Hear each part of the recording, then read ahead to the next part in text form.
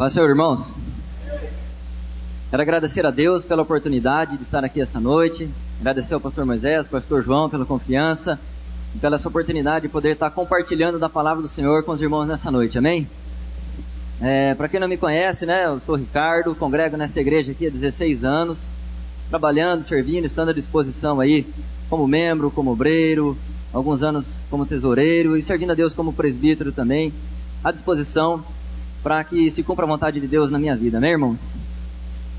O tema dessa noite é sobre finanças, que eu vou compartilhar com os irmãos. As finanças à luz da Bíblia, né? É um tema que não tem como o cristão ficar alheio a esse tipo de assunto, porque nós vivemos nesse mundo, irmão, nesse mundo físico por enquanto, até a volta do nosso Senhor. Nós estamos dispostos a estar... Pode sentar, irmãos, em nome de Jesus. Enquanto estamos nesse mundo aqui, nós precisamos lidar com o dinheiro, lidar com as finanças, lidar com as nossas contas, né? E esse tema se torna bastante relevante para nós, como servos do Senhor. Quem está assistindo televisão, quem está vendo jornais, uma série de notícias aí veiculadas, né? São crises em todos os países, crise no Brasil, dificuldades financeiras, enfim, os alimentos subindo, a energia elétrica subindo, o custo de vida ficando mais alto, e isso acaba, de certa forma, afetando todo mundo, né? Todas as famílias que se deparam com uma situação de crise, principalmente a crise financeira, acaba, de certa forma, sendo abalada, né, irmãos? As confusões começam a acontecer dentro dos lares, as contas vão atrasando, pessoas recebendo cobranças, pessoas perdendo o sono, e aí tudo isso vai crescendo de uma forma que vai ficando desordenada, descontrolada. Os casais vão ficando com seu casamento abalado, vai passando o tempo, e as pessoas, as crianças, muitas vezes vendo situações, cenas traumáticas dentro dos seus lares, por conta que fica valendo aquele velho ditado, que aonde falta o pão, quem reina é a confusão. É um ditado muito infeliz que em nome de Jesus não vale para o povo de Deus, porque o Senhor Jesus Cristo nos disse que nem só de pão viverá o homem, mas de toda palavra que procede da boca do Senhor, amém, irmãos? Nós servimos a um Deus poderoso, servimos a um Deus que tudo pode, que tudo tem, dono do ouro e da prata. Como servos dele, nós devemos ter alguns conhecimentos, devemos ter a ciência de que Ele quer fazer por nós, do que Deus tem prometido para nós, para que nós possamos vencer essa batalha, para que nós possamos vencer o nosso dia a dia.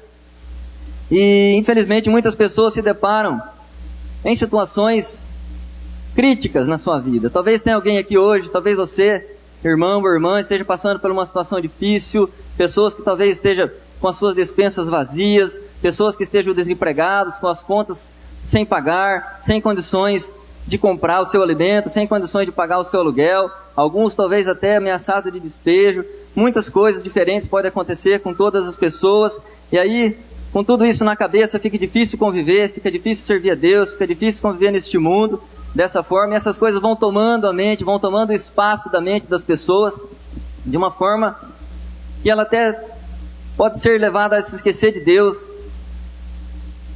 criticar, reclamar, entre outras coisas, irmãos. Mas em nome de Jesus, nós vamos compartilhar um pouquinho aqui da palavra de Deus com vocês hoje, do porquê que essas coisas acontecem, do porquê que algumas pessoas passam tantas dificuldades, porquê que outras pessoas têm tanto, porquê que outras pessoas têm tão pouco. E aí nós vamos refletir aqui em alguns versículos. Eu queria pedir para os irmãos, então, dentro dessa linha de pensamento, dentro desse tema, que você possa abrir a sua Bíblia no livro de Lucas, capítulo 15, versículo 20.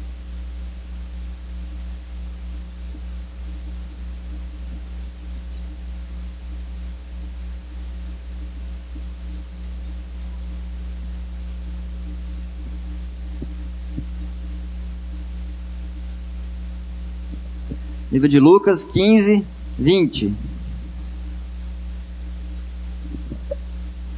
Um texto bem conhecido, a parábola do filho pródigo. Lucas 15, versículo 20 em diante. Esse aqui é nosso texto base. No decorrer da ministração eu vou citar outros textos mas a gente não vai procurar na Bíblia por conta de aproveitar melhor o tempo. Mas os irmãos que quiserem anotar, depois quiser pegar as referências, a gente vai estar passando. Mas o nosso texto básico aqui é a parábola do filho pródigo no Lucas 15, 20. Amém, irmãos? Vamos fazer a leitura da palavra de Deus? Diz assim a palavra de Deus: E levantando-se foi para o seu pai. Quando ainda estava longe, viu o seu pai e se moveu de íntima compaixão. E correndo, lançou-se-lhe ao pescoço e o beijou. E o filho lhe disse: Pai, pequei contra o céu, e perante a ti já não sou digno de ser chamado teu filho. Mas o pai disse aos seus servos: Trazei depressa a melhor roupa, e vestilho, e ponde-lhe um anel na mão e sandálias nos pés, e trazei o bezerro cevado, e matai-o, e comamos e alegremo-nos. Porque este meu filho estava morto e reviveu, tinha-se perdido e foi achado. E começaram a alegrar-se. E o seu filho mais velho estava no campo. E quando veio e chegou perto de casa, ouviu a música e as danças, e chamando um dos servos, perguntou-lhe: que era aquilo? E ele lhe disse: Veio teu irmão, e teu pai matou o bezerro cevado, porque o recebeu são e salvo. Mas ele se indignou, e não queria entrar. E saindo o pai, instava com ele, insistia com ele. Mas respondendo ele, disse ao pai: Eis que te sirvo há tantos anos, sem nunca transgredir o teu mandamento, e nunca me deste um cabrito para alegrar-me com os meus amigos. Vindo, porém, este teu filho, que desperdiçou a tua fazenda com meretrizes, mataste-lhe o bezerro cevado. E ele lhe disse: Filho, tu sempre estás comigo, e todas as minhas coisas são tuas. Repete comigo, irmãos: todas as minhas coisas são tuas. Mas era justo alegrarmos e regozijarmos-nos, porque este teu irmão estava morto e reviveu, tinha-se perdido e foi achado. Amém, irmãos? Esse é o nosso texto base da ministração desta noite.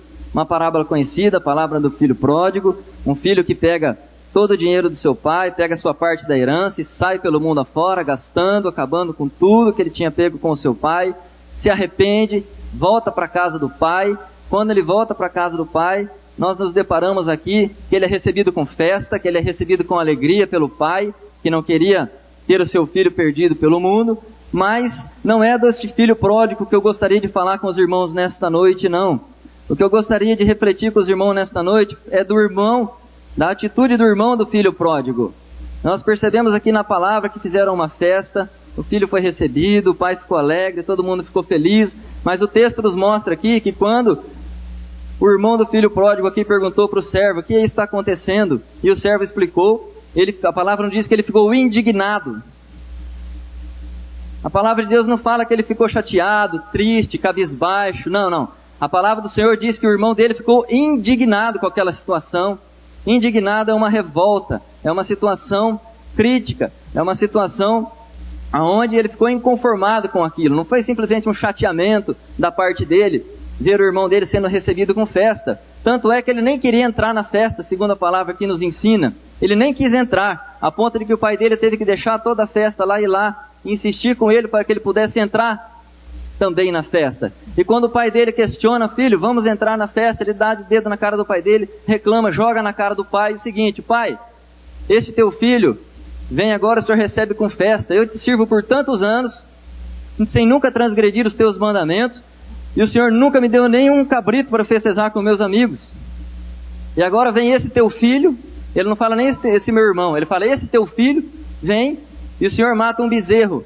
E não é qualquer bezerro, um chifre para frente, outro para trás. Ele falou que matou o bezerro cevado, gordo, cuidado, o melhor que ele tinha. E esse irmão ficou enciumado, ficou revoltado com aquela situação. E aí, depois que ele fala isso para o pai dele, joga tudo aquilo na cara do pai dele, o pai dele diz: filho, todas as minhas coisas são tuas. Todas as minhas coisas são tuas. Repara que nesse texto aqui o pai fala assim: filho, eu nunca te neguei nada. Porém o filho também nunca pediu. Então quem é que está errado nessa situação aqui? O pai que nunca deu nada para aquele que servia a ele todos os dias sem transgredir os mandamentos? Ou ele que vivia na presença do pai e nunca pediu nada? Será que ele não queria nada? Se ele não quisesse nada, ele não tinha dito ao pai dele que o pai dele nunca tinha dado nenhum cabrito para ele.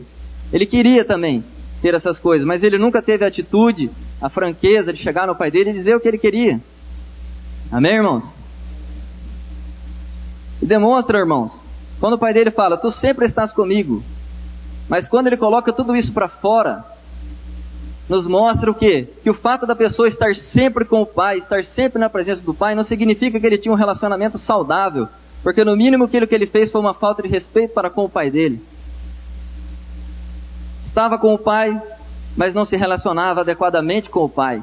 Servia ao Pai, estava na presença do Pai, na presença da família, servindo, mas no primeiro momento que ele teve, na primeira oportunidade, o que ele fez foi falar daquela forma com o seu próprio Pai. E quando ele diz, esse teu filho veio, ele não considerou nem o irmão dele. Ele não falou, meu irmão veio, esse teu filho. Ou seja, uma pessoa amargurada, uma pessoa enciumada, uma pessoa que estava lá, servindo, fazendo automaticamente aquelas coisas lá, porém sem desfrutar de tudo aquilo que o pai dele tinha. Amém, irmãos? E isso nos traz aqui uma reflexão para nós, de que muitas vezes, muitas pessoas começam a servir ao Senhor, né? O Pai aqui, nós estamos tratando de uma parábola. Quando falamos de uma parábola, está se remetendo ao reino de Deus também, né? É um acontecimento, uma história que se refere ao reino de Deus. E muitas vezes as pessoas vão servir ao Pai, começam a servir ao Pai, começam a ir para a casa do Pai constantemente, frequentemente, estão desfrutando de toda aquela presença. Isso tudo é muito bom, é uma bênção, só que no começo é testemunho para todo lado, é bênção daqui, bênção de lá, mas vai passando o tempo, vai esfriando aquela fé, vai esfriando aquele relacionamento, e a pessoa vai automaticamente servindo, sem transgredir, porém nada de diferente acontece na sua vida. E isso acaba se tornando um problema, porque depois essas pessoas acabam vendo outras chegarem, os filhos perdidos do mundo aí chegarem, o pai recebendo com festa, com alegria, matando o bezerro cevado, né? E essas pessoas muitas das vezes acabam por não receber nada de Deus, acabam por ficar com a vida estagnada, parada, né? E outras até retrocedendo, aquilo que tem está perdendo e não está conquistando mais nada, enfim, começa a virar uma vida automática, fria. E essas pessoas não são aquelas que se revoltam com as situações, essas pessoas são aquelas que se revoltam com Deus quando as coisas não dão certo. Irmãos, se o crente tem que se revoltar com alguma coisa, que seja com uma situação e nunca com Deus. Amém, irmãos? Então nós estamos falando de nível de relacionamento com o Senhor, de qualidade de relacionamento com o Senhor. Isso que é o mais importante, para que Ele possa compartilhar de tudo aquilo que Ele tem para nós como herança. Amém, irmãos? Quero compartilhar um outro texto aqui, onde o Senhor nos ensina uma questão de relacionamento com Deus. Está lá em Lucas 11:9. Eu vou ler o texto aqui rapidamente para a gente avançar aqui. Eu vos digo a vós, pedi e dar-se-vos-á, buscai e achareis, batei e abrir-se-vos-á, porque qualquer que pede recebe, e quem busca acha, e a quem bate abrir-se-lhe-á. E qual pai de entre vós que o filho lhe pedir pão, lhe dará uma pedra? Ou também se lhe pedir peixe, lhe dará por peixe uma serpente? Esse texto aqui nos mostra, irmãos, 3 verbos no modo imperativo, né? O imperativo na língua portuguesa quer dizer que é uma exortação, é uma ordem, né? Então tem 3 verbos aqui no modelo de ordem: pedi, buscai e batei. O Senhor nos leva, nos ordena a pedir, a buscar, a bater. O texto aqui nos mostra assim, ó, qualquer um que pede, recebe. Não fala assim, qualquer um que espera, recebe. Ele está falando que qualquer um que pede, recebe. Não fala qualquer um que espera, acha. Fala, quem busca, acha. Quem bate, abre, abrir-se-lhe-á. Né? São termos que a gente precisa prestar atenção na palavra de Deus, porque onde Ele revela a sua vontade para com a gente, para que nós possamos assim pedir, receber, buscar e achar, enfim, tomar posse de tudo aquilo que está reservado da parte do Senhor para com as nossas vidas. Amém, irmãos? Mas, presbítero Ricardo, quer dizer que se nós não tivermos dinheiro, não formos ricos, empresários, bem-sucedidos, né, nós vamos ser inferior aos outros? Não, irmãos. Nós vamos perder a salvação porque por uma questão de classe social? Não, irmãos. A salvação é pela fé mediante a graça de Deus. Em nome de Jesus. Quando nós manifestamos a fé no Senhor Jesus Cristo, nos entregamos a nossa vida a Ele, aí sim nós temos a nossa salvação. Mas e amém, eu estou salvo, reconheci a Cristo como meu Senhor, meu Salvador, estou salvo, estou servindo a Deus, estou na presença do Senhor, aguardando a sua volta. E durante esse tempo de aguarda da sua volta, como é que nós vamos viver nesse mundo? Isso é uma questão de escolha, irmãos. O mais importante na vida do cristão, o mais importante na vida do crente, sem dúvida nenhuma, é a salvação, é ter o nome escrito no livro da vida, é servir ao Senhor, seja próspero, seja uma pessoa mais humilde. Isso não interessa no que diz respeito à salvação. Nós seremos salvos por mediante a fé. Amém? Mas se o nosso Deus e Pai é dono de todas as coisas, dele é o ouro e a prata, e se a pessoa escolher viver uma vida mais simples, sem tantos recursos e posses para administrar, é pecado? Não é pecado, irmãos. Talvez a pessoa já tenha alcançado uma idade, uma certa idade, né? Já está lá sem forças para lutar, para buscar, enfim, para conquistar algo de melhor, buscar alguma mudança de vida. Isso nunca será um impedimento para entrar nos céus, né, irmãos? Basta ter aí as mãos limpas, o coração puro. Não existe nenhuma obrigação de ser colocado no muito. Porém, mesmo no pouco, nós devemos ser fiéis. Amém? Então, uma questão de estilo de vida não é o que vai dizer respeito se nós somos salvos ou não. Mas e se a pessoa quiser uma mudança de vida, se a pessoa tiver a vontade de viver uma vida diferente do que ela vive atualmente, ela deve ser fiel ao Senhor, pedir ao Senhor que lhe dê sabedoria, ousadia, para que coloque no seu coração o desejo de busca e que ela esteja realmente disposta a buscar os seus objetivos. É uma questão de escolha, irmãos. Então, como o texto nos diz lá em cima, nós devemos aprender a pedir, buscar e bater. Então, prosperar pela fé não é um acaso, não é uma oportunidade. Prosperar pela fé é uma decisão. É uma decisão. A prosperidade pela fé é uma decisão. Não tem nada a ver com salvação. Irmãos, nós somos hoje aquilo que nós decidimos ontem. Tudo que nós decidimos ontem é o que nós somos hoje. E nós vamos ser amanhã tudo que nós decidimos hoje. Você será amanhã o que você decidir hoje. Amém, irmãos? Quero compartilhar rapidamente aqui um testemunho com os irmãos de algo que aconteceu na minha vida. Nada melhor do que pregar aquilo que se vive.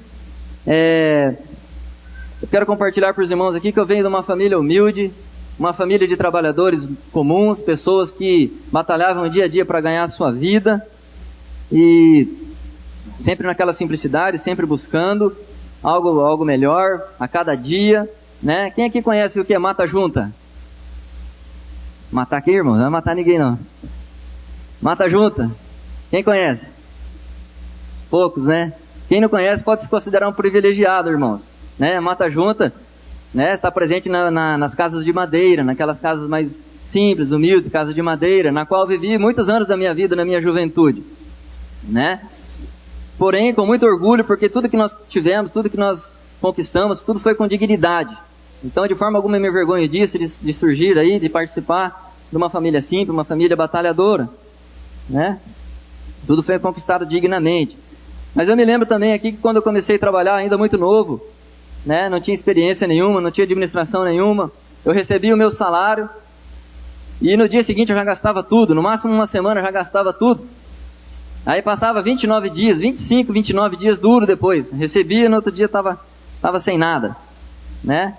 E comecei dessa forma aí, trabalhando, muito novo, né? E eu me lembro de uma vez, eu estava com vários amigos na rua, meu primo, meus amigos, todo mundo lá tinha sua mobilete, né? Só uma motinha lá na época lá. Eu e meu primo não tínhamos, porque a gente não administrava, gastava tudo. E de repente aquele pessoal todo falava, vamos dar uma volta. Todo mundo montou na sua moto, na sua mobilete. Saiu aquela barulheira, todo mundo, os amigos saindo lá e tal. E ficamos no meio da rua, eu e meu primo. Eu e meu primo, que estava a pé, não tinha nada. Ele olhou para minha cara assim e falou, Ricardo, e agora? O que nós vamos fazer? Eu falei, o que nós vamos fazer? Nós vamos embora. Domingo à tarde, vamos assistir televisão, tudo que um jovem gostaria de fazer, né? Demos risada e fomos embora. Só que no meio do caminho me gerou uma revolta muito grande, irmãos. Me gerou uma revolta com aquela situação. Eu falei, não aceito isso na minha vida, né? E decidi a buscar algo melhor para mim. Coloquei um objetivo na minha mente, né? E decidi a mudar aquela situação, né? E aí eu comecei a economizar, né? Comecei a pensar o que eu ia fazer agora para não gastar todo o meu dinheiro, né? Para poder progredir e ter alguma coisa diferente na minha vida, desde que eu já vinha naquela simplicidade familiar. E comecei, irmãos, vendia todos os passes do trabalho e ia trabalhar a pé. Ia de manhã, voltava no almoço, voltava de novo, 6 horas voltava de novo, 4 vezes por dia lá, a pé, e vendia o meu passe lá para guardar o dinheiro. Já não gastava todo o meu salário no dia seguinte, depois que eu recebia, comecei a guardar. E foram vários meses assim, né? Na época do calor, uma beleza andar a pé, né? Chegava todo suado no serviço, voltava em casa. Mas foi um sacrifício, foi um esforço que eu comecei a fazer para poder prosperar. Consegui comprar meu mobilete com muito custo, com muito esforço. Depois de alguns meses, foi aquela sensação de vitória, né? Aquela sensação de glória, consegui, conquistei. Fiquei muito feliz com aquilo, né? E a partir daquela atitude minha, eu comecei a progredir, aos pouquinhos. Comprei uma moto, comprei um carro usado, fui comprando, tudo devagarinho crescendo devagarinho dentro de uma naturalidade humana, dentro do gasto consciente das economias. Então, numa naturalidade humana, eu comecei a administrar melhor as minhas finanças. Logo em seguida, eu comecei a namorar minha esposa, né? Ainda jovem, comecei a namorar minha esposa, né? Tava lá na escola, cheguei lá, vi aquela moça linda, toda charmosa, falei, é minha. Pensei comigo, né? É minha. Tomei posse. Só que eu não sabia o que ela pensava, né? Não bastava achar bonita, gostar, mas e o que essa menina pensa da vida, né? O que ela quer para o futuro, né? E aí nós começamos a conversar, comecei a investigar, né? Qual que era o pensamento dela e tal, né? Da mesma forma ela também, né? Queria me conhecer. Quando ela se deparou, né? Com essa obra que Deus fez aqui, né? Com toda essa belezura aqui que vocês estão vendo, ela se deparou assim e falou, o que será que o Ricardo pensa, né? O que ele pensa? E a gente compartilhou do mesmo pensamento, porque ela também via de uma família humilde, né? E queria ter algo diferente, ela queria ter um pouco mais de conforto. E aí nós nos entendemos, começamos a namorar, enfim, começamos a vir para a igreja, nos convertemos, e desde o início nós sempre somos fiéis nos dízimos e nas ofertas. Foi daí onde a bênção de Deus começou a se manifestar nas nossas vidas, irmãos. Sempre tivemos que batalhar muito, mas agora com diferencial. As nossas bênçãos não eram mais dentro do tempo de uma naturalidade humana, mas como nós entramos pela porta da fidelidade, as bênçãos de Deus começaram a vir nas nossas vidas do poder sobrenatural de Deus. Isso faz uma grande diferença na vida daquele que serve ao Senhor, né? Deus começou a cumprir sua palavra nas nossas vidas, conforme diz o versículo lá em Lucas 6,38, diz o seguinte, dai e dar-se-vos-á. Boa medida, recalcada, sacudida e transbordando, vos deitarão no vosso regaço, ou seja, colocarão no vosso colo, porque com a mesma medida que medirdes, também vos medirão de novo. E Deus começou a derramar sobre as nossas vidas, pelo seu milagre. Nós conquistamos a nossa primeira casa, conquistamos os nossos carros, conquistamos novos trabalhos, novos empregos, tudo mudou, irmãos. E eu falo isso para a glória de Deus, porque se não fosse o Senhor nas nossas vidas, ai de nós, né? O que seria de nós? Dentro da nossa natureza humana. Mas o milagre de Deus começou a se manifestar, e graças a Deus, meus irmãos, hoje, Deus nos abençoou, Deus nos prosperou, com muita luta, muita batalha, mas dentro de um agir sobrenatural dele, e hoje nós temos 2 casas, a nossa segunda casa é 4 vezes maior do que a primeira, né? Hoje eu ganho mais de 10 vezes do que eu ganhava quando eu cheguei na igreja, e sempre mantivemos a fidelidade no Senhor. Nós não somos ricos, não somos empresários, não somos milionários, né? Mas a bênção de Deus, com a bênção de Deus nós conquistamos muito mais do que se nós estivermos fora da presença de Deus. Né, irmãos? Tudo que o Senhor tem nos dado é muito mais do que merecemos. Porém, o que eu aprendo com isso? Que Ele sempre tem o melhor para aqueles que são fiéis, sabem pedir, sabem agradecer e sabem agir pela fé. Se nós ficarmos igual o irmão do filho pródigo lá, servindo ao Senhor, cumprindo seus mandamentos, mas sem um relacionamento sincero, franco, aberto, sem pedir nada para o Pai vai estar contente que nós estejamos na tua presença, mas Ele tem tudo, tem todas as coisas. Mas se a gente não tiver uma iniciativa, nós não vamos desfrutar daquilo que Deus tem para nossas vidas. E como povo de Deus, quanto mais nós somos abençoados, mais nós podemos ajudar na obra do Senhor e ajudar os necessitados. Agora nós vamos entrar aqui em quais são os motivos pelos quais algumas pessoas são abençoadas e outros não. Né? Lá em Oséias 4,6 diz assim, o meu povo está sendo destruído porque lhe falta o conhecimento, não é porque falta oração, não é porque falta outras coisas, não falta conhecimento. E o Senhor aqui nos chama a conhecer a sua vontade, a conhecer a sua palavra. E Deus conhece as verdadeiras intenções. Deus sonda o coração do homem e conhece quais são as verdadeiras intenções. Se eu falar para qualquer pessoa do mundo, olha, você tem interesse em prosperar, você tem interesse em melhorar de vida, quem é que vai falar que não? Né? Todo mundo quer algo melhor, né? Mas quais são as verdadeiras intenções das pessoas? E Deus sonda isso, irmãos. Eu separei 2 versículos aqui de base, para a gente entender aqui uma intenção, uma motivação errada e uma motivação para a prosperidade dentro da vontade de Deus. Em Tiago 4, 1 a 6 diz o seguinte: uma repreensão do Senhor. De onde vêm as batalhas e desentendimentos que há entre vós? De onde, senão das paixões que guerreiam dentro de vós? Cobiçais e nada tendes. A cobiça, irmãos. Cobiçais e nada tendes. Matais e invejais. Inveja. Porém, não conseguis obter o que desejais. Viveis a brigar e promover contendas. Todavia, nada conquistais. Porque não pedis. E quando pedis, não recebeis. Porquanto pedis com a motivação errada. Repete comigo, irmãos. Porquanto pedis com a motivação errada. Simplesmente para esbanjares em vossos prazeres. Adúlteros, ou não estáis cientes de que a amizade comum é inimizade contra Deus? Ora, quem quer ser amigo do mundo torna-se inimigo de Deus. Ou imaginais que é sem razão que a Escritura afirma que o Espírito que Ele fez habitar em nós zela com ciúmes dos seus? Todavia Ele nos outorga graça ainda maior. Por isso declara a Escritura: Deus se opõe aos arrogantes, mas concede graça aos humildes. Uma palavra de repreensão, irmão, né? Nós temos aqui nos explicando que a cobiça, que a inveja, que a contenda, que a briga, que são brigas, simplesmente para esbanjares em vossos prazeres, são esse tipo de pessoa que tem o desejo de prosperidade por conta de esbanjar nos seus próprios prazeres, pela cobiça ou simplesmente pela inveja. Deus rejeita. Rejeita, se opõe aos arrogantes e concede graça aos humildes. Né? Lembrando que a palavra arrogantes e humildes não tem nada a ver com classe social também. Porque pode ter uma pessoa pobre arrogante e um rico arrogante. Pode ter uma pessoa rica humilde e uma pessoa pobre humilde. Então a humildade aqui não é questão de riqueza ou pobreza. Humildes são aquelas pessoas francas, pessoas que sabem reconhecer os seus acertos e os seus erros. Isso é a humildade, saber quando eu erro, saber quando eu acerto e ser franco. E aí, nós nos deparamos aqui com um versículo que eu peguei lá de Isaías 58, 6 a 11, onde mostra um outro tipo de motivação. O Senhor diz assim na sua palavra: porventura não é este o jejum que escolhi, que soltes as ligaduras da impiedade, que desfaças as ataduras do jugo, e que deixes livres os oprimidos, e despedaces todo o jugo? Porventura não é também que repartas o teu pão com o faminto? Repete comigo, irmãos. Repartas o teu pão com o faminto. E recolha em casa os pobres abandonados, e quando vires o nu, cubras, e não te escondas da tua carne. Então romperá a tua luz como a alva, e a tua cura apressadamente brotará, e a tua justiça irá diante de ti, e a glória do Senhor será a tua retaguarda. Então clamarás e o Senhor te responderá, gritarás e ele dirá: eis-me aqui. Se tirares do meio de ti o jugo, o estender do dedo, o falar iniquamente, e se abrires a tua alma ao faminto, fartares a alma aflita, então a tua luz nascerá nas trevas, e a tua escuridão será como o meio-dia. E o Senhor te guiará continuamente, e fartará a tua alma em lugares áridos, e fortificará os teus ossos, e serás como um jardim regado, como um manancial cujas águas jamais faltam.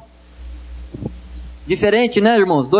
Os dois contextos dos 2 versículos, né? Quando a pessoa pensa só em si, pensa só nos seus prazeres, pensa só em esbanjar nos seus prazeres, recebe aqui nitidamente uma repreensão do Senhor, e porém, existe aqui diversas promessas de quando fartares a alma e repartir o seu pão com o faminto, e aí vem a promessa de que Deus vai abençoar e será como um manancial cujas águas jamais faltam.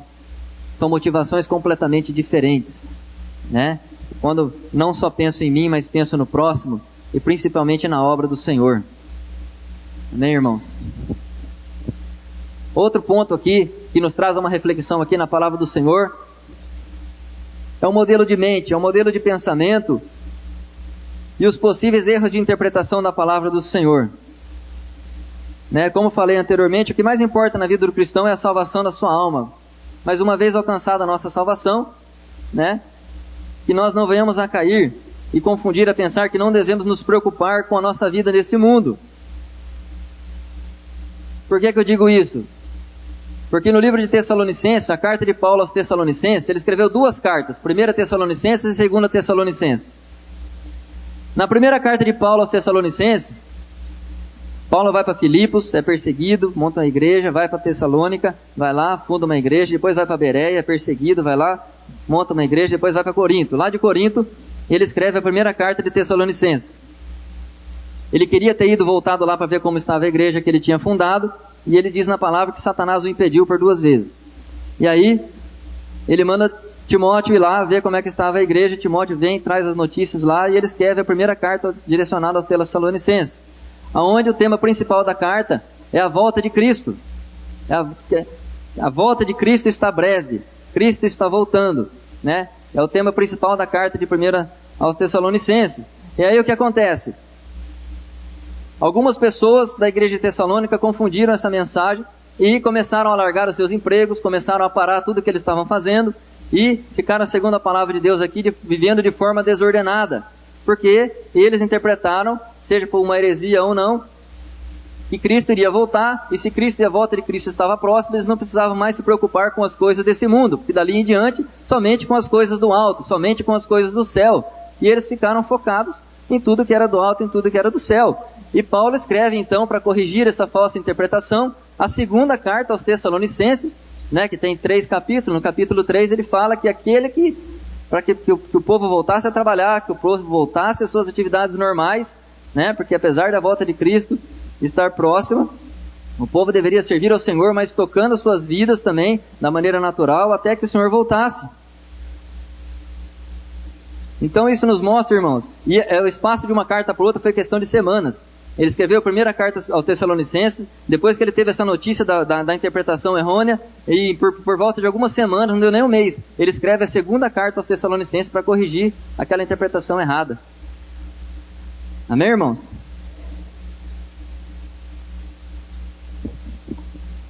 O que nos traz a pensar com isso? Que nós devemos sim a buscar o entendimento de como viver nesse mundo, na presença do Senhor, de uma forma que o Senhor venha nos abençoar e que nós estejamos fazendo a vontade dEle. Isso, irmãos, não quer dizer que nós devemos nos colocar, nos posicionar de uma maneira inferior, para que Deus venha ter pena de nós, né? Não devemos cair na falsa interpretação errônea, né, de que se eu viver sofrendo, se eu viver chorando, Deus vai ter pena de mim, Deus vai me abençoar mais, porque eu sofro mais. Temos que tomar cuidado com isso, porque nós teremos sim, passaremos por provas sim, com certeza, mas passaremos pelas provas. A forma que nós vamos viver aqui, nós temos que pensar como nós estamos conduzindo tudo isso. Mas irmão, você não chora, quer dizer que chorar, Deus não se agrada, né? Você não chora? Foi claro que eu choro. Choro também, né? Lá em João 11:35, né? O versículo tem 2 palavras, diz assim, Jesus chorou, né? Se Jesus chorou, por que nós não podemos chorar? Eu só estou dizendo que nós devemos assumir posições diante de Deus, a ponto de que nós tenhamos entendimento de alcançar o seu coração, de fazer a sua vontade, e não pensar que Ele se comove pelo nosso sofrimento, irmão. Deus se comove pelas atitudes, pelo arrependimento das nossas atitudes. É o que Deus se comove. Lembrando aqui, que aquele entendimento de que na nossa carne nós devemos sofrer, o entendimento que nessa carne é só coisa ruim, tudo que é material, tudo que é concreto, palpável, não presta, né? Somente as coisas do alto é que são importantes, as coisas espirituais. Irmãos, muitas das vezes nós podemos cair no entendimento de aceitar algum tipo de heresia, né? Isso que eu estou falando, que a carne é mal, que as coisas materiais são más, que tudo é mal, o espírito não pode compartilhar da carne, porque a carne é mal. Isso é uma heresia chamada gnosticismo, pelas quais o próprio apóstolo Paulo batalhou arduamente contra esse tipo de heresias que aconteciam nas igrejas que ele fundava nas suas viagens missionárias. Então, a dificuldade de Paulo em fundar as igrejas foi muito grande, mas a dificuldade maior do apóstolo Paulo foi combater as heresias que surgiam no meio da igreja para distorcer as verdades divinas no meio do povo. Então, na maioria das cartas dele, ele combate as heresias. Então, nós temos aqui o gnosticismo, o ebionismo, o docetismo e até o judaísmo, né? Queria trazer algumas práticas judaicas para as igrejas cristãs. E Paulo combateu isso fortemente, combateu isso arduamente. Por quê? Porque essas heresias pregavam o quê? Pregavam que a carne é mal, que tudo que é da carne não presta de hipótese alguma. Por isso eles não reconheciam que Jesus Cristo, Filho de Deus, Deus manifestado em carne, habitou no meio de nós. Porque eles não concebiam que um Deus tão poderoso pudesse habitar num corpo humano, numa carne. Então essas heresias rejeitavam a divindade de Cristo, porque eles negavam, né, a compatibilidade do Espírito com a carne. Amém, irmãos? Esses eram os cuidados que Paulo tinha que ter com as heresias na igreja. Nós somos criados à imagem e semelhança de Deus. Amém, irmãos? Todos nós passaremos por prova, sim, mas isso não quer dizer que nunca poderíamos desfrutar do melhor dessa terra, conforme a Bíblia nos relata lá em Isaías 1,19. Se quiserdes e me ouvirdes, comereis o quê? O melhor dessa terra. Não era os restos dessa terra, não era o que sobrasse, é o melhor dessa terra. Porém, ele coloca dois verbos aqui de novo. Se quiserdes e me ouvirdes. Tem gente que ouve, mas não quer. E tem gente que quer, mas não ouve. Então, para a gente receber algo de Deus, a gente tem que querer e tem que ouvir. Se a gente fizer isso, aí nós vamos comer o melhor dessa terra. E por que tem tantas pessoas que têm dificuldade e pensam, será que eu mereço? Isso não é para mim, não. Eu sempre tive uma vida simples, minha família teve uma vida simples. Meu negócio é ter uma vida simples. Eu vou ficar mais tranquilo com isso, né? Nada contra. Se a pessoa que estiver vivendo a fidelidade de Deus vai ter a salvação em Cristo, amém. Isso é o mais importante, amém, irmãos? É o mais importante. A questão de escolha da mudança de mente, é o próprio Senhor que nos fala, transformai pela renovação da sua mente. E as pessoas têm muitas barreiras mentais, achando que não merece. Pelo fato de ter a construção psicológica, a construção psíquica, pelo que ela viu e ouviu desde criança, aí ela se depara com algumas situações que ela entende que ela não é para ela aquilo. Nós temos um exemplo aqui do povo que estava escravizado no Egito e Moisés foi lá para tirar o povo da escravidão do Egito. Aquele povo estava 400 anos de escravidão no Egito. Quando eu falo 400 anos, irmãos, coloca lá uma pessoa de 100 anos, estava lá escravo, vamos colocar 100 anos na média. 100 anos estava escravo. Eles ficaram 400 anos. Significa o quê? Que o pai dele foi escravo a vida inteira, que o avô dele foi escravo a vida inteira, e que o bisavô dele foi escravo a vida inteira. São 400 anos de escravidão no Egito. Então essas pessoas, quando eles receberam a notícia, olha, o Senhor preparou para vocês uma terra que emana leite e mel. Eles não tinham nem consciência do que é isso, porque eles viveram 400 anos de escravidão, servidão, luta, dificuldade, escassez, uma vida de escravidão. Tanto é que essas pessoas que viveram 400 anos lá, foram tirados para o deserto a caminho, foram as pessoas que murmuraram, foram as pessoas que chegaram lá, num dado momento, falaram, olha, vamos voltar, Deus tirou a gente lá da escravidão para não matar aqui no meio desse deserto, vamos voltar lá eu tinha comida, tinha bebida. Mas eles eram escravos. Eles não conseguiam entender o que era o melhor de Deus para a vida deles, porque até então o que eles tinham vivido foi dificuldade. Então, é uma mudança de mente que as pessoas vão adquirindo ali desde quando nascem. A criança, quando nasce, ela vive num ambiente, e aquele ambiente ela vai ouvindo coisas, ela vai vendo coisas, vai sendo formado o seu caráter, vai sendo formada a sua personalidade pelo aquele ambiente que ela vive. E às vezes a pessoa vive num ambiente de uma certa forma, e você fala assim, olha, tem uma coisa melhor para você, mas ela não sabe o que é, porque ela nunca viu, nunca ouviu, nunca se deparou com aquela situação, então ele acha que não é para ele, não é para mim. Isso não é para mim. Já ouviu alguém falar isso, irmão? Isso não é para mim? Eu já falei isso uma vez, né? Há muitos anos atrás, eu estava lá trabalhando no escritório, a gente vai amadurecendo na fé, né, irmãos? Graças a Deus que Deus é misericordioso, né? Mas há muitos anos atrás, eu estou lá no meu serviço, lá me liga o pastor Moisés, não sei se o senhor vai lembrar. O pastor Moisés me liga, falou, Ricardo, eu estou aqui numa garagem aqui do amigo meu, tem um Corolla preto aqui, né? E eu senti de Deus de ligar para você não interessa não, né? Eu falei para ele assim, pastor, até que eu gostaria, mas não tenho fé para isso não nesse momento, né? Se fosse eu, pastor, eu ia pegar a Bíblia e dar na cabeça do membro, né? Não sei se ele teve essa vontade, né? Mas eu não tive fé. Eu ainda falei, pastor, não tenho fé para isso não nesse momento, né? Eu não tinha dinheiro, eu tinha um outro carro. E aí ficou por isso mesmo, né? Não levei a bibliada na cabeça, graças a Deus, né? Mas seria merecido. Mas passaram muitos anos, passaram 1 ano, 2, acho que uns 3 anos depois, eu tinha até esquecido disso, fui lá, comprei um Corolla preto, né? E depois eu me lembrei, Deus me fez lembrar, falei, pastor, você lembra aquele dia que o senhor me ligou e tal? Pois é, aquele dia eu não tinha fé para isso, agora Deus cumpriu na minha vida. Deus é fiel, irmãos, Deus já tinha mostrado para o pastor um Corolla preto sem querer, muitos anos depois acabou se cumprindo na minha vida. Por que será que demorou tudo isso? Será que Deus não queria me dar? Se Deus não quisesse me dar, não tinha revelado para o pastor. né? Mas, pela minha falta de fé naquele momento, eu fui receber só depois dessa bênção, amém, irmãos?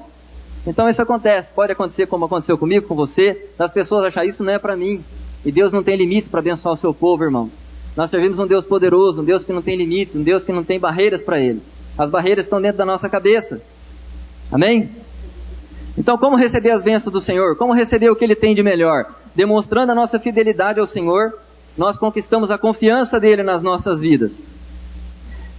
Quando nós alcançamos aqui o nosso objetivo principal, que é a nossa salvação, né? Nós vamos demonstrar a nossa fidelidade ao Senhor para conquistar a sua confiança. Ele nos ensina aqui, sejais fiéis no pouco e no muito te colocarei. Só que primeiro nós temos que provar o zelo. No muito te colocarei, se nós provarmos que temos zelo. E como é que a gente prova que tem zelo? Não é com palavras, irmãos. O nosso zelo ele é provado com atitudes, amém? Então, várias passagens da Bíblia nos ensinam sobre a prudência, fidelidade, e muitas delas o Senhor usa a administração das finanças para comparar o zelo que a pessoa deve ter com a sua vida espiritual e ministerial. Tem várias comparações bíblicas onde o Senhor usa parábolas e ensinamentos sobre finanças para colocar num parâmetro ali da sua vida espiritual, né? E quando ele percebe o zelo com que a pessoa cuida das finanças, é o mesmo critério que ela cuida das demais coisas. Se é negligente nas finanças, certamente será da mesma forma com o restante. Os fariseus foram duramente criticados pelo Senhor, né? Porque eles tinham palavras, mas as palavras que eles tinham não condiziam com as suas práticas. Por isso eles eram chamados de hipócritas. Por várias vezes Jesus Cristo repreendeu como hipócritas, né? Severamente repreendidos pelo Senhor. Por quê? Tinham belas palavras, belas orações, mas as suas atitudes não condiziam com aquilo que eles pregavam. E aí, quando eu falo em atitude, meus irmãos, nós estamos falando aqui em um movimento em direção a algo. Um movimento em direção a algo. Você está falando aqui de zelo pelas nossas finanças, zelo pela obra ministerial, né? O Senhor nos mede por isso. Por isso nós percebemos assim, pessoas muitas das vezes com ministérios promissores, pessoas com condições de estar, né, em lugares mais altos, estarem mais à frente, estarem ali progredindo na sua vida ministerial, e muitas vezes essa pessoa acaba ficando estagnada, ficando num lugar às vezes até parado ali, não retrocedendo, acaba não perdendo, mas também não avança. E aí você começa a pensar qual o critério que Deus está avaliando, como essa pessoa administra a sua casa, como essa pessoa administra suas finanças. A administração é um princípio. Da mesma forma que eu administro a minha casa, minhas finanças, é que eu administro a minha vida espiritual e a obra de Deus também. A palavra nos ensina aqui que toda pessoa lá ia ser chamada para uma obra ministerial. Qual que era a recomendação? Que governe bem a sua casa. Era um dos principais requisitos, que governe bem a sua casa. Por quê? Porque aquele que governa bem a sua casa vai governar bem aquilo que foi colocado nas suas mãos por Deus. Amém? Não tem como falar de finanças, irmãos, sem citar o texto de Malaquias 3, 7 a 11, texto bastante conhecido, né? Eu quero fazer a leitura desse texto aqui também, mas com uma visão um pouco diferente do que a gente está acostumado a ouvir. Diz o seguinte: desde o dia dos vossos pais, vos desviaste dos meus estatutos e não os guardastes. Tornai-vos para mim, e eu tornarei para vós, diz o Senhor dos Exércitos. Mas vós dizeis: em que havemos de tornar? Roubará um homem a Deus? Todavia vós me roubais e dizeis: em que te roubamos? Nos dízimos e nas ofertas. Com maldição sois amaldiçoados, porque a mim me roubais. Sim, toda esta nação, trazei todos os dízimos à casa do tesouro, para que haja mantimento na minha casa, e depois fazei prova de mim. Nisto, diz o Senhor dos Exércitos: se eu não vos abrir a janela dos céus, e não derramar sobre vós uma bênção tal, até que não haja lugar suficiente para recolherdes. E por causa de vós repreenderei o devorador, e ele não destruirá os frutos da vossa terra, e a vossa vide no campo não será estéril, diz o Senhor dos Exércitos. Amém, irmãos? Todos, acho que a maioria já conhece esse texto. É um texto bastante conhecido. A gente fala que vai abrir a janela dos céus, né? Que vai derramar lá as bênçãos, que não vai haver lugar suficiente para recolherdes, que Deus vai repreender o devorador, né? Não vai destruir os frutos da sua terra. Mas um pouquinho antes lá ele diz assim: com maldição sois amaldiçoados, para aqueles que não cumprem com esse propósito. Está na palavra. Com maldição sois amaldiçoados. Eu queria trazer um entendimento dos irmãos aqui, o seguinte: que Deus não coloca uma condição de que a pessoa, de que eu, de que você, e de qualquer pessoa que venha servi-lo, fique em cima do muro, não tem o meio termo. Ele coloca assim: aquele que rouba a Deus, com maldição será amaldiçoado. E aquele que entra pela porta da fidelidade no Deus vai ser abençoado a ponto de que não haja nem lugar suficiente para recolher. Ou seja, o devorador vai ser repreendido e essa pessoa vai ser abençoado. Então ele coloca assim, uma condição de maldição e uma condição de bênção. Não tem uma condição meio termo. Ou eu sou abençoado, ou eu sou amaldiçoado. Entende, irmãos? Ah, mas esse texto aqui não é o suficiente. Então você vai lá para Deuteronômio 28. Ele vai falar a mesma coisa: eis, coloque diante de ti a bênção e a maldição. Se fordes fiel a mim e ouvir as minhas palavras, vai ter uma lista enorme de bênçãos. Porém, se desviar dos meus caminhos, serás amaldiçoado, a tua terra, a tua casa, tudo. Então não tem um meio termo. Você vai ser mais ou menos abençoado, ou você vai ser mais ou menos amaldiçoado. Ou você está debaixo de maldição, ou você está debaixo de bênção. Em qual situação você acha que Deus quer que você esteja, que eu esteja, que o povo de Deus esteja, irmãos? Deus quer abençoar a tua vida, Deus quer abençoar a minha vida, por isso que Ele nos corrige, por isso que Ele nos confronta, por isso que o Espírito Santo nos confronta, porque Ele quer o nosso melhor, Ele quer ver a nossa vitória, Ele quer ver a nossa bênção. Em Provérbios 13, 18 diz o seguinte: pobreza e afronta virão sobre o que rejeita a correção, mas o que guarda a repreensão será venerado. Então, é possível rejeitar a repreensão de Deus? É possível rejeitar, mas olha o que vai vir sobre a pessoa: pobreza e afronta. Então o Senhor nos corrige porque Ele nos ama. Quando a palavra do Senhor vem nos trazer um ensinamento, nos mostrar uma direção, nos mostrar que é possível para nós, que é possível para Deus fazer nas nossas vidas, nós devemos tomar posse disso, irmãos. Amém? Lá em Levítico 27, 30, 32, a palavra nos ensina também que o dízimo é santo. O dízimo é santo ao Senhor. Pronto, é santo. Todo momento que você tocar naquilo que é santo, todo momento que você tocar naquilo que é de Deus, irmãos, você está tocando naquilo que é santo. Você vai receber consequências, porque é santo ao Senhor. Está lá em Levítico 27, 30, 32. Né? O dízimo é muitas vezes mal interpretado, porque a pessoa acha que assim, o dízimo é uma parte administrativa da igreja somente. Tá certo que ninguém paga a conta de água, luz com oração, né? Tem que ter o dinheiro, tem que ter o recurso. Tem a parte administrativa, né, irmãos? Com certeza, mas o dízimo é muito mais do que uma parte administrativa. O dízimo é uma questão espiritual. É uma questão espiritual. Em primeiro lugar, porque ele é santo ao Senhor. Levíticos 27. É santo ao Senhor, é espiritual. Onde demonstramos a nossa fé, a nossa fidelidade, o nosso temor ao Senhor, vai muito além de palavras, é uma manifestação da nossa fé. Quando eu dou o dízimo, eu manifesto a minha fé em Deus, eu mostro que sou dele, que tudo que eu tenho é dele, que eu creio que ele é fiel para me guardar e me sustentar com o melhor dessa terra. Algum versículo desse que eu li anterior, que você leu, Deus falou que é alguma coisa diferente do que é o melhor dessa terra? Se quiser de me ouvir, comerei o quê? Mais ou menos dessa terra? É o melhor dessa terra. Então, nas promessas do Senhor, sempre que Ele tem para nós, é o melhor dessa terra, irmãos. Quais são as chaves, então, aqui? Os nossos dízimos e nossas ofertas são as chaves das portas da prosperidade em nossas vidas. Quando você pensa em chave, você pensa no quê? De abertura de portas. Ou fechar portas. Né? Então, entenda isso nessa noite, meu irmão. Coloque isso no seu coração. Quando você dá o dízimo, você está fechando a porta de saída das bênçãos. Porque tem gente que não tem nada, não é porque não é abençoado. Tem gente que é abençoado, só que se entra por um lado e sai pelo outro. Então aqui quando a palavra nos ensina aqui, que quando Deus vai repreender o devorador, Deus vai repreender o migrador, o gafanhoto, vai repreender todos aqueles demônios, toda aquela casta de demônios que tem aí que trabalham nessa área das finanças, Ele está falando o seguinte: eu vou fechar a porta de saída. Você pode ganhar o mundo inteiro, mas se a porta de saída for do tamanho do mundo, o mundo vai sair por ela. Então a palavra do Senhor nos ensina que o dízimo ele vai fechar as portas de saída. Por isso que lá em cima ele fala assim: não vai haver espaço para guardar. Não vai haver lugar suficiente para recolher. Por quê? Porque a porta de saída vai estar fechada.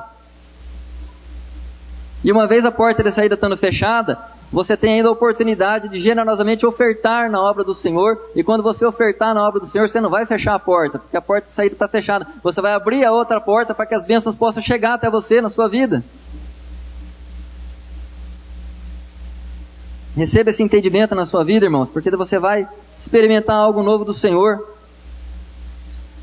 O inimigo não tem o menor interesse que os santos, que o servo do Senhor tenha esse tipo de conhecimento, porque o papel do diabo é que você vive falando: eu não posso, eu não consigo, eu não tenho, eu não acredito, eu não posso nada.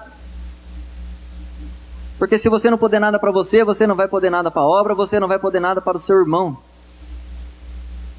E aí você vai viver em dificuldade, vai viver em situações críticas, com pensamento, distraído com coisas desse mundo, com pensamento distraído com coisas que distraem você da presença do Senhor. Você não vai poder lá comer bem, comprar uma roupa legal, comprar um doce para o seu filho, ter uma casa boa, não posso fazer uma viagem, não posso fazer nada do que eu gostaria.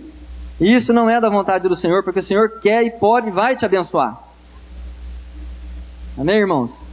Deus vai te honrar quando você colocar a sua fé em prática. Tome atitude diante de Deus, coloque a sua confiança no Senhor, ganhe a confiança do Senhor, e Ele fará muito mais daquilo que nós pedimos ou pensamos. Lá em Efésios 3:20 ele diz o seguinte: ora, aquele que é poderoso para fazer muito mais do que abundantemente além daquilo que pedimos ou pensamos, segundo o poder que opera em nós. Essa é a promessa do Senhor, esse é o ensinamento do Senhor para com as nossas vidas, para que nós possamos desfrutar de tudo aquilo que Ele tem derramado sobre as nossas vidas, irmãos. Amém, irmãos? Podemos colocar em pé. Nós vamos agradecer a Deus aqui por tudo que Ele tem feito e ensinado nessa caminhada de fé. Eu peço a Deus aqui nesse momento que você possa refletir nessa palavra, nessa mensagem, nas chaves das portas da prosperidade para a sua vida, lembrando aqui que você deve entregar a sua vida a Jesus, reconhecê-lo como o único Senhor e Salvador da sua vida e servi-lo, isso em primeiro lugar. Seja fiel nos dízimos e nas ofertas, Deus vai honrar a tua vida. Nós devemos pedir, buscar, bater, ter gratidão e coragem para agir pela fé, e devemos repartir o nosso pão com os necessitados. Meu irmão, minha irmã, em nome de Jesus, se você praticar essa palavra na sua vida, você vai sair das palavras, você vai sair das teorias, você vai partir para a prática, e praticando a palavra do Senhor, prepare-se para ver a glória de Deus manifestar na sua vida. Amém, irmãos? Aplauda o Senhor bem forte em nome de Jesus.